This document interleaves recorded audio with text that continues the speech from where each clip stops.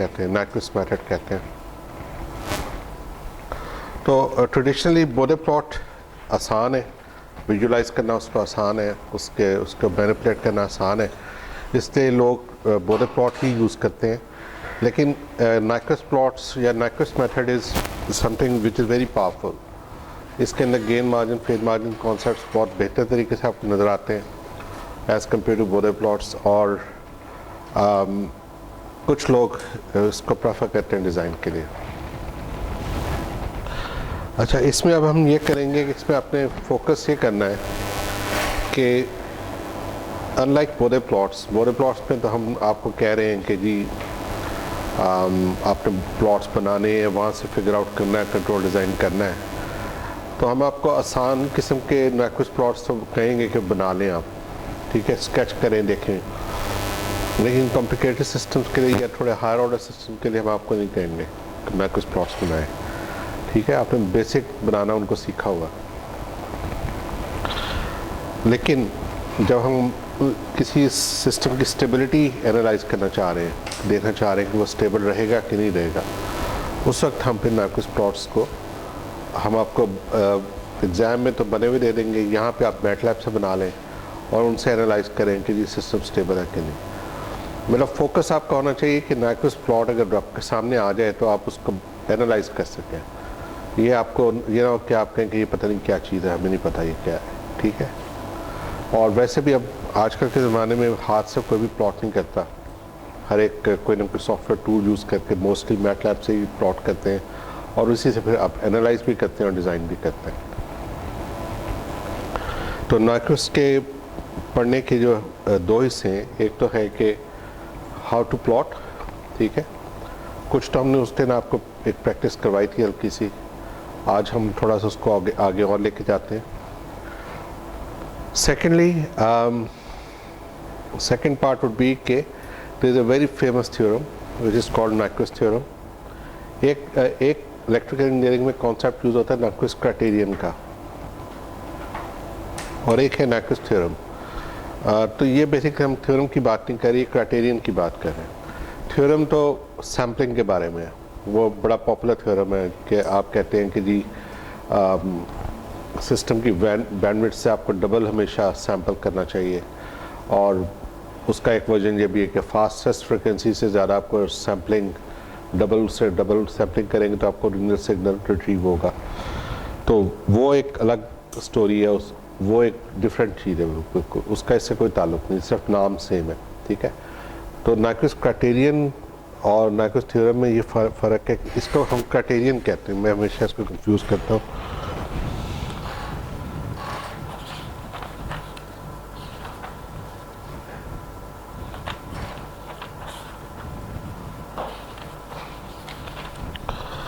ये सेक्शन है आपका सेक्शन 6.3 हम पढ़ रहे हैं आज, और इसका टाइटल ही नाइक्विस्ट स्टेबिलिटी क्राइटेरियन है, ठीक है। तो दिस इज क्राइटेरियन, और जो सैम्पलिंग है वो सैम्पलिंग थ्योरम है, नाइक्विस्ट सैम्पलिंग थ्योरम, ठीक है। तो नाइक्विस्ट सैम्पलिंग थ्योरम की हम कोई बात नहीं कर रहे, और नाइक्विस्ट स्टेबिलिटी क्राइटेरियन की बात कर रहे हैं। तो पहले पार्ट में हम प्लॉट करना सीखेंगे और दूसरे पार्ट में फिर हम स्टेबिलिटी क्राइटेरियन को देखेंगे, ठीक है। प्लॉट करने का मकसद जो है वो ये नहीं है कि आप कोई प्लॉटिंग के गुरु बन जाएंगे नाइक्विस्ट के, लेकिन सिर्फ टू अंडरस्टैंड कि what is it all about, right.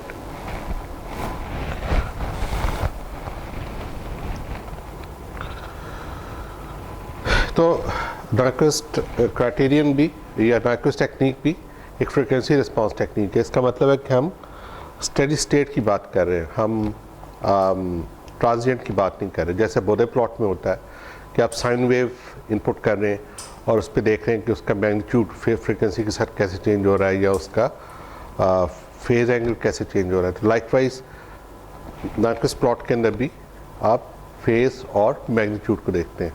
और अगर आपके पास नोट्स हैं पुराने तो ज़रा चेक करें कि जहाँ पहली दफ़ा आपने फ्रीक्वेंसी प्लॉट बनाए थे बोरे प्लॉट से, तो वहाँ पे आपने नाइक्विस्ट भी बनाया था। तो उसमें बोरे प्लॉट में और नाइक्विस्ट में फ़र्क क्या था, मेन प्रिंसिपल डिफरेंस क्या था, तो देखिए अपने नोट्स अब बताएं मुझे।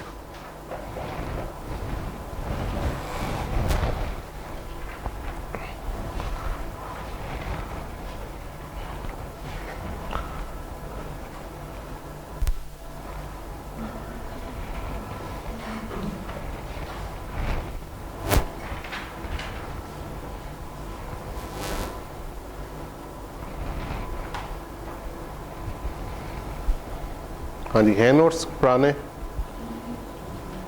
बेसिकली हमारे पास बॉडी प्लॉट में फ्रीक्वेंसी भी इन्वॉल्व होती है, माइक्रोस प्लॉट में फ्रीक्वेंसी का प्लॉट मुझे करते हैं एंगल वर्सेस। हाँ, ये एक अच्छी ऑब्जर्वेशन है कि उसमें हम फ्रीक्वेंसी को कैटेगोरिकली नहीं देखते अंदर। एक और उसका प्रिंसिपल डिफरेंस है बोडे प्लॉट का और इसका नार्कस प्लॉट का। नहीं, मतलब दोनों एक तरह से लीनियर मॉडल पे ही बेस्ड है।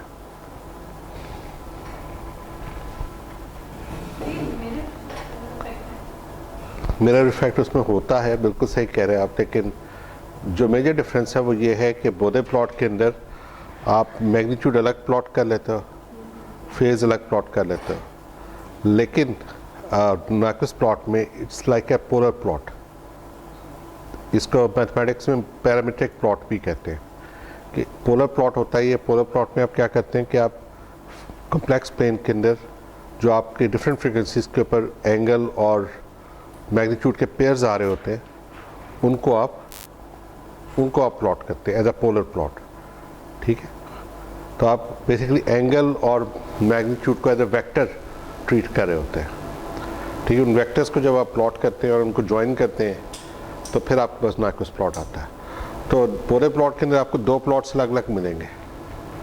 ठीक है, फेस का अलग होगा, मैग्नीट्यूड का अलग होगा। इसमें दोनों एक ही प्लॉट के अंदर होता है। ठीक है, अब तो आप माशाल्लाह आपका हाथ फ्लुएंट होना चाहिए बोडे प्लॉट पे। ज़रा फॉर ट्रायल केसेस ना 1/s का बनाया, ज़रा एक इंटीग्रेटर का मुझे बोडे प्लॉट बना के दिखाया।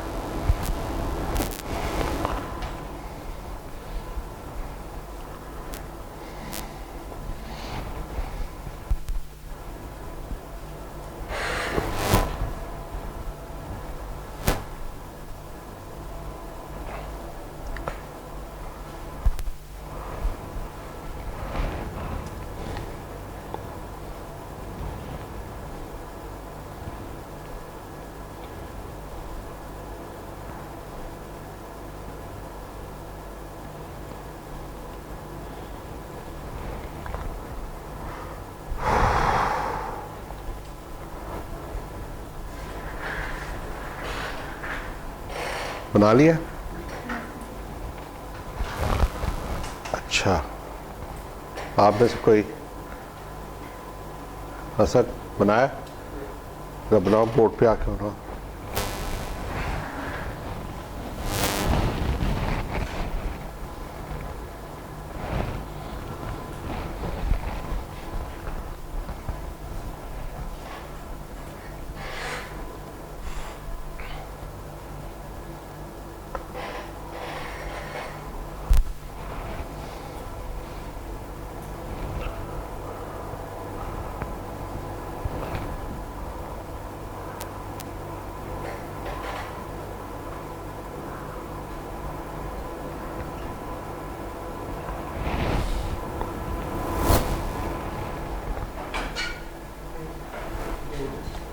ठीक है, और फेस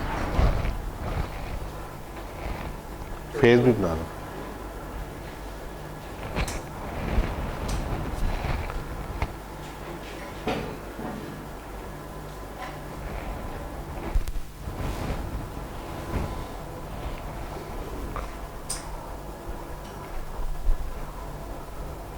ठीक है, बस सही है।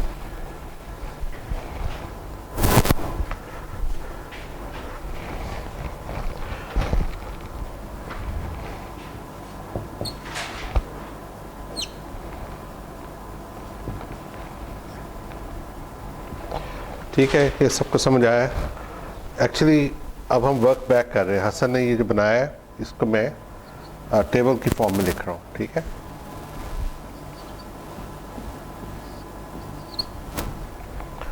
सबसे पहले आप ज़ीरो फ्रीक्वेंसी लें, यानी कि बहुत छोटी फ्रीक्वेंसी लें। तो उस पर मैग्नीट्यूड क्या है? लेट्स से कि हम 10⁻² ले लेते हैं, चलें। तो मैग्नीट्यूड 40 dB है और 40 का मतलब बन गया कितना, 100, और फेज उसका -90 है।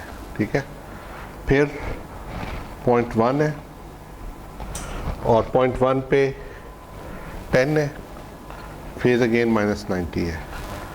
1 पे 1 है, फेज -90 है। इन्फिनिटी पे 0 है, फेज -90 है। ठीक है,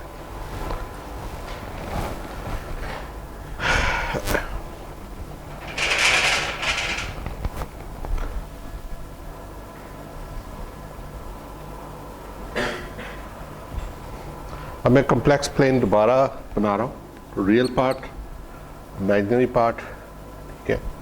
और ये ज़ाहिर लेफ्ट राइट हाफ प्लेन है, ये लेफ्ट हाफ प्लेन है। और इसमें मैं कहता हूँ कि जी मेरे पास जो नंबर्स हैं बेसिकली मैग्नीट्यूड के नंबर्स हैं वो 0 से 100 तक जा रहे हैं, तो मैं इनको मसलन ये अब लीनियर आपने बनाना है, ठीक है।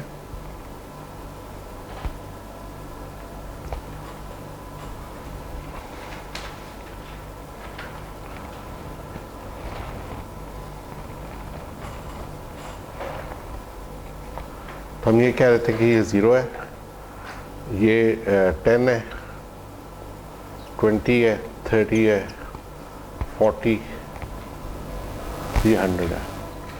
लाइकवाइज -10, -20, ये अब लीनियर स्केल है, ठीक है। दीज आर नॉट dBs, ठीक है, लीनियर है स्केल, जो है लीनियर स्केल है।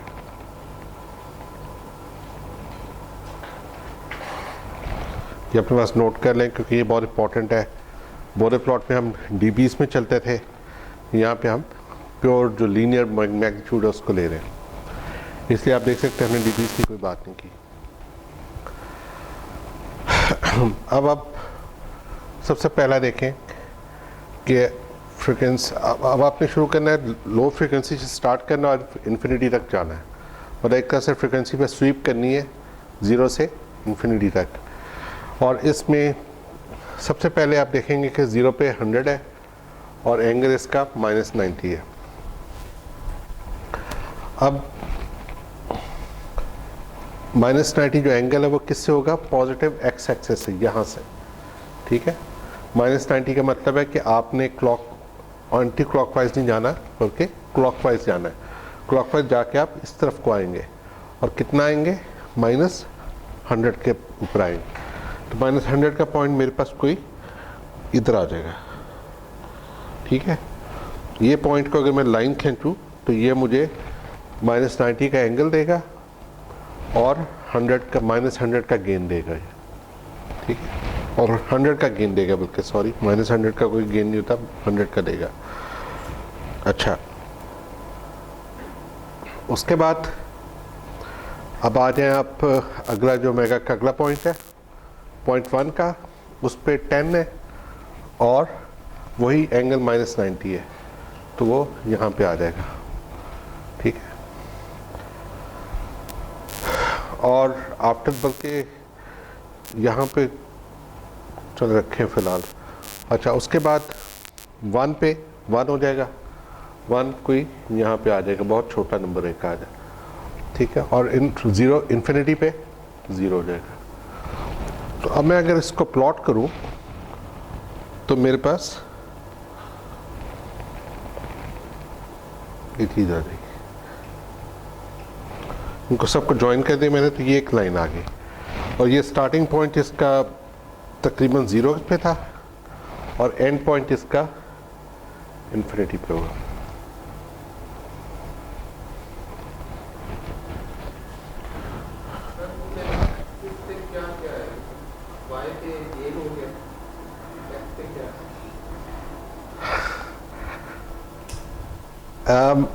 ये असल में रियल और इमेजिनरी है, वही वाले एक्सेस वही है, रियल और इमेजिनरी वाले ही हैं। तो एंगल है ना इसमें,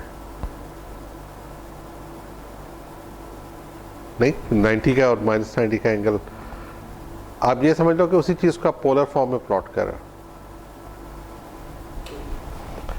अच्छा, उसके बाद ये आपने प्लॉट किया 0 to इन्फिनिटी, ठीक है। एक स्वीप आपकी बन गई 0 से इन्फिनिटी तक, ठीक है। और दूसरी स्वीप आपकी बननी है -इन्फिनिटी से 0 के ऊपर। जब आप ये दोनों बना लेंगे तो फिर आपका नाइक्विस्ट प्लॉट पूरा होगा। अब इसमें होता क्या है कि आप सिर्फ पहले वाला बनाते हो, और जैसा आपने कहा था कि इसको दूसरे वाले को हम मिरर इमेज बना लेते हैं, mirror image along x axis. क्यों? इसलिए कि कॉन्जुगेट हमेशा एग्जिस्ट करेगा, ठीक है। कॉन्जुगेट ये जो कॉम्प्लेक्स नंबर्स हैं, इनका कॉन्जुगेट भी एग्जिस्ट करेगा, तो वो दूसरी साइड पे होगा। तो हम कह सकते हैं कि ये भी बेसिकली -इन्फिनिटी से स्टार्ट लेगा, -इन्फिनिटी पे 0 होगा, और फिर ये इन्फिनिटी पे जाएगा, ठीक है। तो हम कह सकते हैं कि goes like this।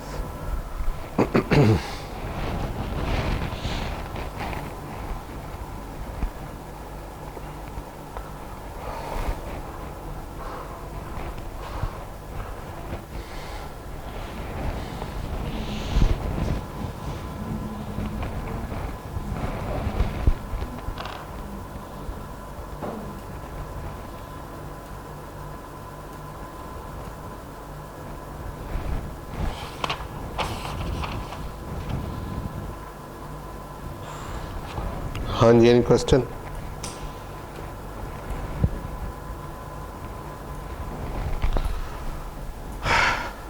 समझ आ गया कि ये नाइक्विस्ट प्लॉट कैसे बनाते हैं, ठीक है। लास्ट टाइम हमने फर्स्ट टाइम जो फ्रीक्वेंसी रिस्पांस किया था, तो उसमें एक और सिस्टम का हमने बनाया था। ओके,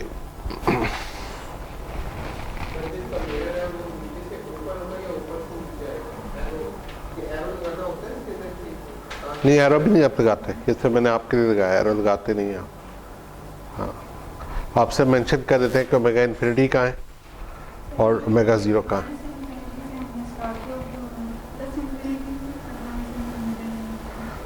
प्लस इन्फिनिटी जो है ना, बेसिकली देखिए इन्फिनिटी जो है वो मतलब फ्रिक्वेंसी आप ओमेगा इन्फिनिटी रखेंगे तो 1/s 0 हो जाएगा, ठीक है। और ओमेगा को 0 रखेंगे तो मैग्नीट्यूड इन्फिनिट हो जाएगा। तो बेसिकली आप इन्फिनिटी ये वाली लेके आ रहे हैं, लेकिन फ्रिक्वेंसी वाली इन्फिनिटी दिखा नहीं रहे आपके, सब आपने मेंशन की है। और इस साइड पे आप अगर ओमेगा से माइनस ओमेगा से स्टार्ट लेते हैं तो माइनस ओमेगा 1/इन्फिनिटी 0 हो जाएगा, तो 0 समवेयर इधर होगा। और फिर या फिर इसको 0 से इन्फिनिटी कर लें, नहीं होता -इन्फिनिटी ही है, तो फिर -इन्फिनिटी से 0 से आप आगे जाएंगे। इसमें एरो नहीं लगाते हम, एरो मैंने खुद ही लगा दिया आपको, सिर्फ आपको कॉन्सेप्ट देने के लिए, वरना आप स्ट्रेट ऐसे ही बनाते हैं। अच्छा, ये तो एक आपको इनफॉर्मली मैंने बता दिया कि कैसे आपने नाइक्विस्ट प्लॉट करना है। आगे लेक्चर के अब जो शुरू के कुछ स्लाइड्स हैं, इनके अंदर हम बेसिकली ये देखेंगे कि एक मतलब आई वुड से कि एक सेमी फॉर्मल तरीका क्या है इसको प्लॉट करने का, ठीक है।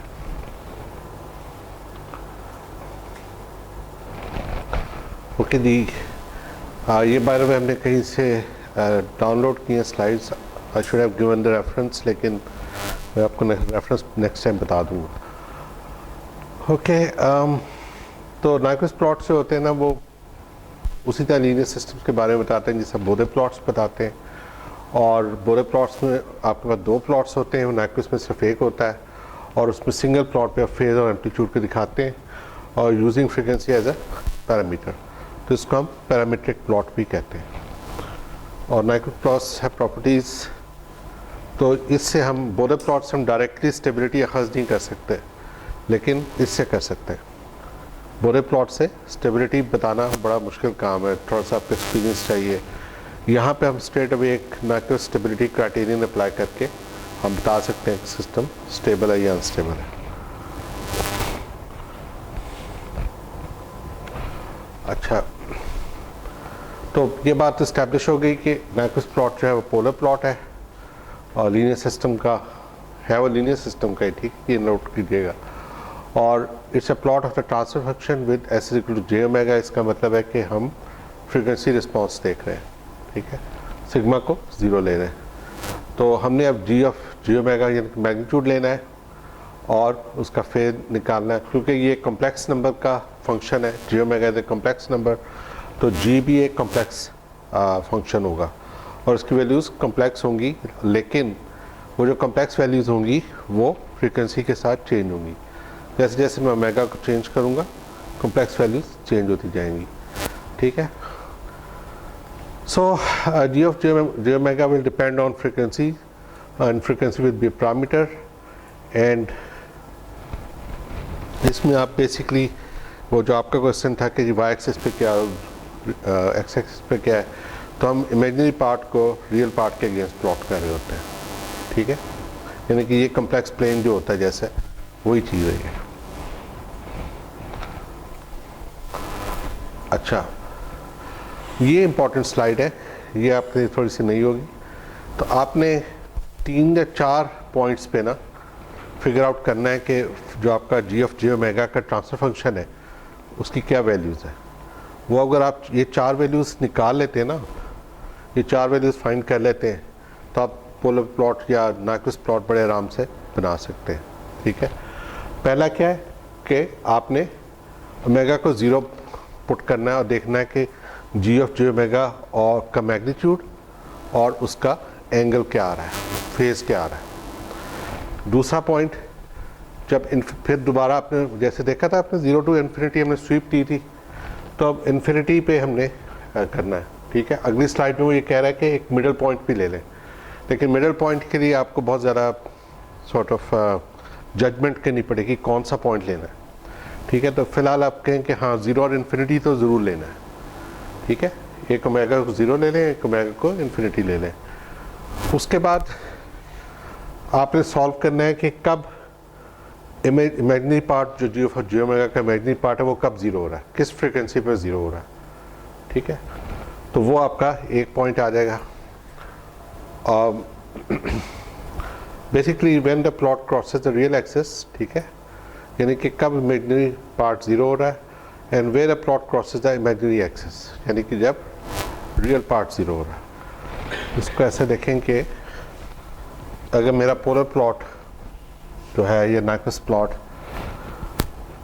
अगर एक्स एक्सिस को क्रॉस कर रहा है, तो यहाँ पे इमेजिनरी एक्सिस की क्या वैल्यू होगी, 0। तो आपने वो वैल्यू फाइंड आउट करनी है, ठीक है, कि एक्स एक्सिस कहाँ पे क्रॉस हो रहा है। और सेकेंडली आपने जब अगर मेरा जो नाइक्वेस्ट प्लॉट है अगर वो यहाँ क्रॉस कर रहा है, तो मैंने फाइंड करना है कि उसकी वैल्यू क्या है। तो वो मुझे कब मिलेगी, जब इमेजिनरी पार्ट 0 होगा, ठीक है।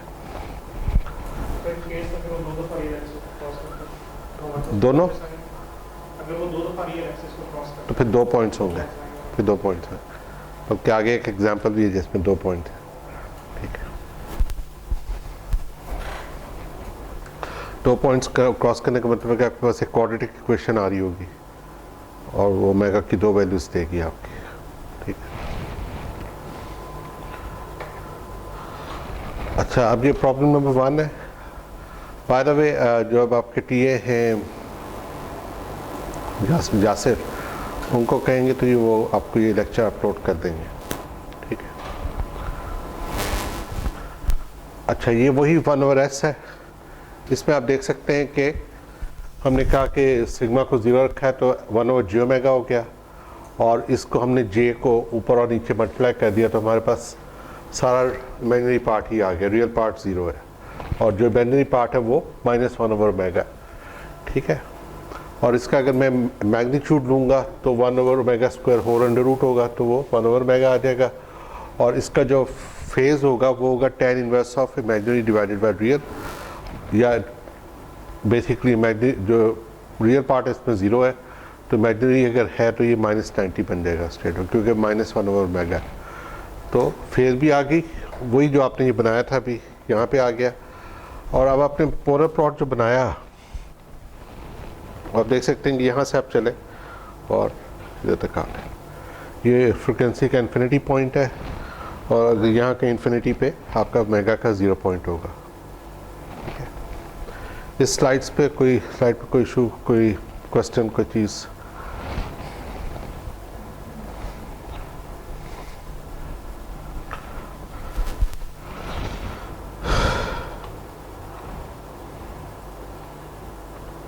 अच्छा, जो लोग बाद में आए, नेक्स्ट फ्राइडे को आपका जो फेज लीड लैग की असाइनमेंट है उससे आपका क्विज़ भी होगा और वैसे भी क्विज़ होगा और असाइनमेंट क्विज़ भी होगा, दोनों चीज़ें। ये हमने पहले बताया हुआ कि नहीं? चले आप बता दिए, ठीक है। अगर जो लोग नहीं आए उनको भी आप लोग बता दीजिएगा। आपके कितने भी हो गए क्विज़ेस? 3 हो गए, बस ये एक और हो। अच्छा, अब हम एक और थोड़ा सा सिस्टम अब कॉम्प्लिकेट कर रहे हैं हम। अब सिंपल 1/s नहीं ले रहे बल्कि 1/1 + st ले रहे हैं। तो इसका पोल कहाँ होगा? वेरी गुड, -1/t पे पोल होगा। ठीक है, ये अपने पास कंफर्म करें कि ये बेसिकली इसका मैग्नीट्यूड ये बनना चाहिए और इसका फेज ये बनना चाहिए। मैग्नीट्यूड एस के क्यों आएगा? आप इसको रैशनलाइज करेंगे। ठीक है,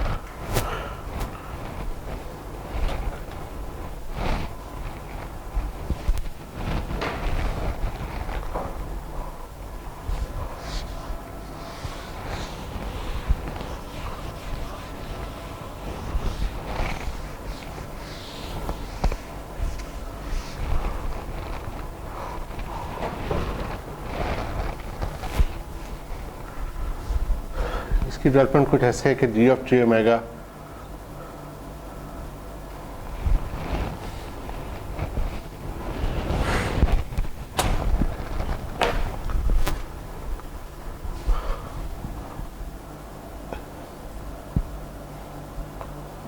इसको मैं रैशनलाइज कर लेता हूँ ताकि मेरे पास रियल और इमेजिनरी पार्ट अलग अलग आ जाए। तो मेरे पास आ जाएगा 1 - j⍵t और नीचे आ जाएगा 1 + ω²t²। तो यहाँ से रियल पार्ट मेरे पास ये आ गया और इमेजिनरी पार्ट मेरे पास ये आ गया।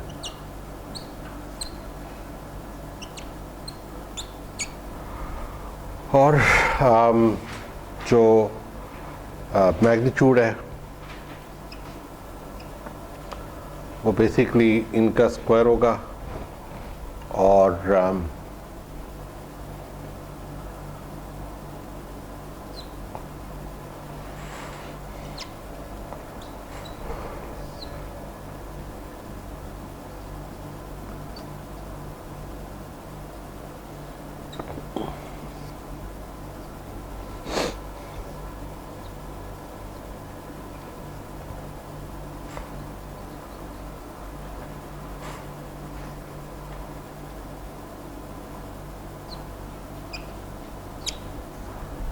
ये आपके पास दोनों आ जाएंगे।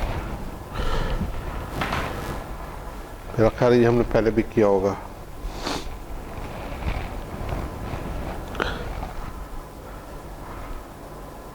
अच्छा, before we turn over to the next slide, I would like you to draw Nyquist plot yourself. उसके लिए मैं आपको, ये आपने अगर लिख लिया है तो I am going back to the previous slide.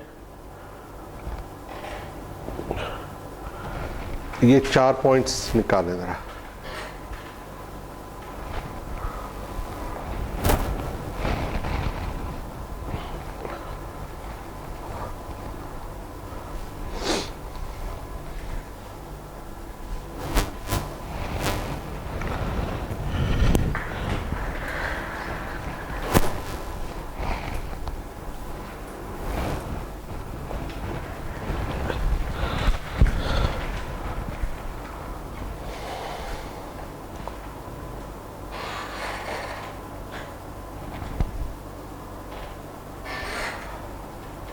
Haris, Yasir को अटेंडेंस ले ले वो आके।